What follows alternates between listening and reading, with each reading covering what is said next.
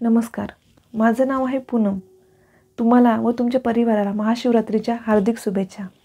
अशी खूप कारणे आहेत ज्यामुळे देवांचे देव शंकर देवांना महादेव म्हटलं जातं.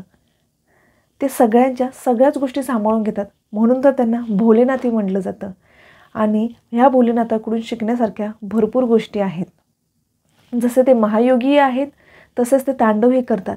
ते घर परिवारही सांभाळतात, तसेच ते कैलास पर्वतावर साधना करण्यातही मग्न आहेत.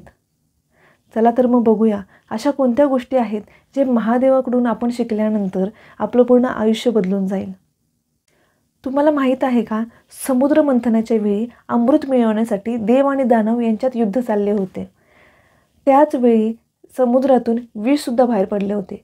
ते विष कोणीच घेऊ शकत नव्हते, पण महादेवाने ते विष प्राशन केलं, पण गळ्याखाली उतरू दिलं नाही.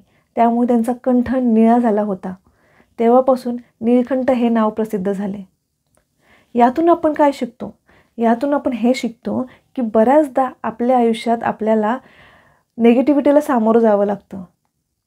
तेव्हा आपल्यात एवढी ताकद असली पाहिजे की त्या नेगेटिव्हिटीचं रूपांतरण आपण पॉझिटिव्हिटीमध्ये करता आलं पाहिजे.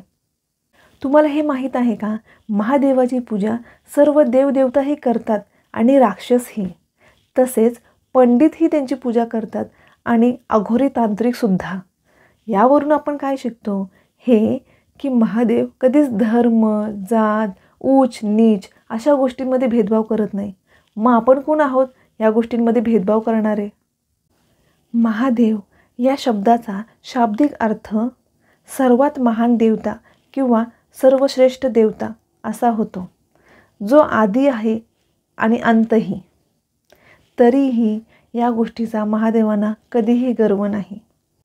तुम्हाला माहीत आहे का, महादेवांचा सगळ्यात मोठा भक्त रावण होता. त्यांनी रावणाच्या तपश्चर्येवर प्रसन्न होऊन त्यांना सोन्याची लंका दिली होती आणि अमर राहण्याचे वरदानही दिले होते. तरीही युद्धामध्ये श्रीरामांचाच विजय झाला होता, कारण श्रीराम हे चरित्रवान होते. महादेव निष्ठावंत होते. त्यांना अर्धनारेश्वर म्हटले जाते. यामध्ये महादेवांचे अर्धे शरीर हे माता पार्वती यांचे आहे, कारण महादेवांनी स्वतःला माता पार्वतीपासून वेगळे कधी समजलेच नाही.